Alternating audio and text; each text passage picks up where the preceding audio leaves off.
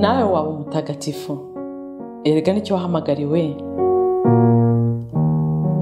Niki twakwigira ku batubanjirije? Ibuka igihe ubatizwa. Kuva ubu no mu bugingo bw'iteka ubaye urugingo rwa Kristo, we musaserdoti, umuhanuzi n'umwami. Ngaya amagambo wavugiweho. Muri batisimu wagizwe ikiremwa gishya, wambikwa Kristo. Ese itara ryawe riracyaka? Ese umwambaro wawe urakererana? Humura, garukira Imana. Abatagatifu n'abanyabyaha bababariwe. Akira Kristo. Ikiganiro ibirari by'ubutagatifu mukigizwa na Beata Mukarusanga, umukristo wubase urugo.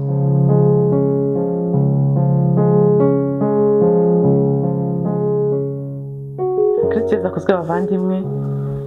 Uyu munsi natekereje ngo ese ko turi mu kwezi kwa 11 tuzirikanamo by'umwihariko abitabye Imana, cyane cyane abakiri mu isukuriro, purgatori, ndetse tukatugoma no kubasabira, twumva neza impamvu tubasabira, ndetse tukasha no gutinya umuriro utazima roho zimwe na zimwe zigwamo, cyane cyane ko hari n'abatakiwemera kubaho.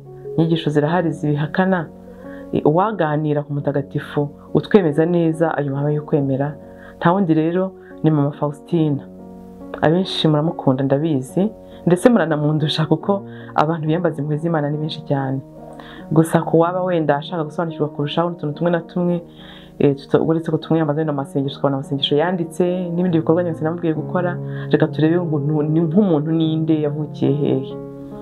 Mama Faustina rero yavutse bamwita izina rya Helena Kowalska, avuka ari umwana wa gatatu mu bana 10 muri Polonye. Yavutse ku itariki 25 z'ukwa 8 1905, yitaba Imana kuri 5 z'ukwa 10 1938 i Cracovia, aho yaragiye kwiha Imana. Yapfuye afite imyaka 33 nk'iya Yezu. Yashyizwe mu rwego rw'abatagatifu mu 2000. Ubu rero turamwizihiza buri mwaka ku itariki 5 z'ukwa 10. Mama Faustina mutagatifu yize amashuri abanza, bamwe bavuga 2 abandi bakavuga 3 abanza gusa.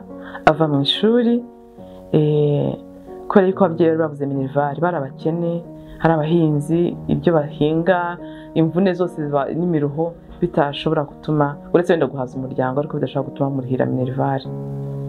Yatashye rero akiri muto, yafasha ababyeyi mu turimo two mu rugo, ndetse amariye gukura agize imyaka 16 yatangiye kujya gukora akazi ko mu rugo kugira ngo yunganire ababyeyi be, abone udufaranga twabafasha.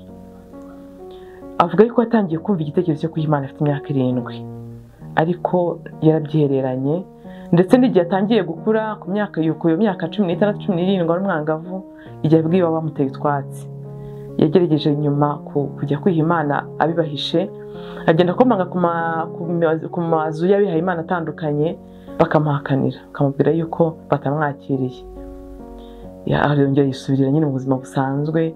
Umunsi umwe mu nkuru bavuga ko yari mu kazi nyine ashakisha udufaranga, akorana muri bare, abantu barimo babyina bagira bate bishimisha.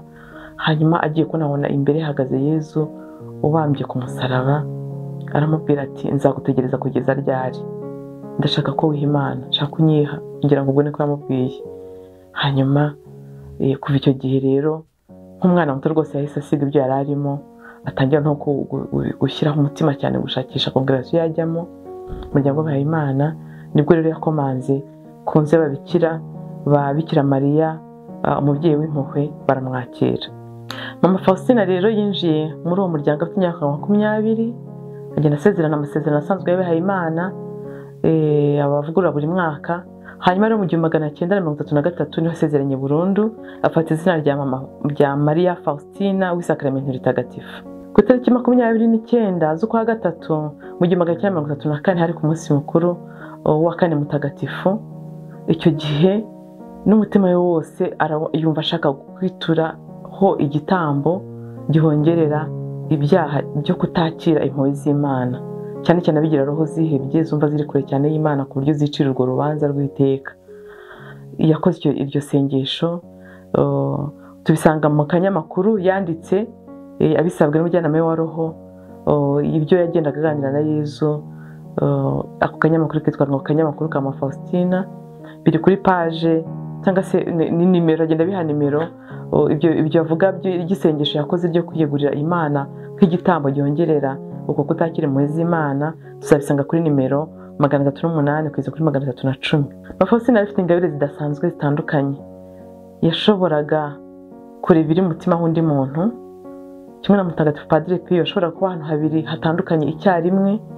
Ikindi nawe twabimenyetso bitagatifu by'ububabare bwa Yezu ariko bitagaragara, byo bita mariage mystique. Yezu yamugize uwe rwose, amusanisha nawe mu bubabare bwe ariko abitwara mu ibanga atabigaragaje hanze y'umubiri we. Mama Faustina ndifuza ko tuzamugira ibiganiro birenze kimwe. Numva tuzamugira nkuko nabivuze ntangira, numva twazamuganiraho anatusobanurira purgatori uko yayibonye, hanyuma n'umuriro utazima ko yawubonye. Nyagasani Yezu yakunze kumubwira ati mwana wanjye andika iby'impuhwe zanjye. Yamugize umujyanama umunyamabanga w'impuhwe ze, secrétaire de la miséricorde divine. Yamugize uwo munyamabanga, aramubwira ati andika iby'impuhwe zanjye. Roho zitandukanye nizibisoma bazamenya yuko ndi umunyampuhwe, bareke kuntinya, banyegere nk'abakeneye izo mpuhwe z'Imana maze nzibagezeho. Yagiye amuha ubutumwa butandukanye no ku basaserdoti n'abandi bo mu byiciro bitandukanye, ariko icyo ngira ngo dusorezeho muri ikiganiro cya mbere nuko Mama Faustina twamufata nka kado idasanzwe, nk'impano idasanzwe mu Imana. Reka nsome ibyo yabwiye by'umwihariko Mama Faustina ashaka ko bigera ku basaserdoti. Mwana wanjye, bwira abasaserdoti iby'impuhwe zanjye zitagira umupaka n'iherezo. Ikibazo cy'impuhwe kirantwika umutima, kiratwika umutima wanjye. Ndashaka kuzisesa kuri roho, ariko izo roho ntizishaka kwemera ubugwaneza bwanjye. Mama Faustina rero yafashe gufatwa n'igituntu mu 1936, yitaba Imana ku itariki 5 z'ukwa 10 1938. Asingizwe Imana, abamarayika n'abatagatifu bayo.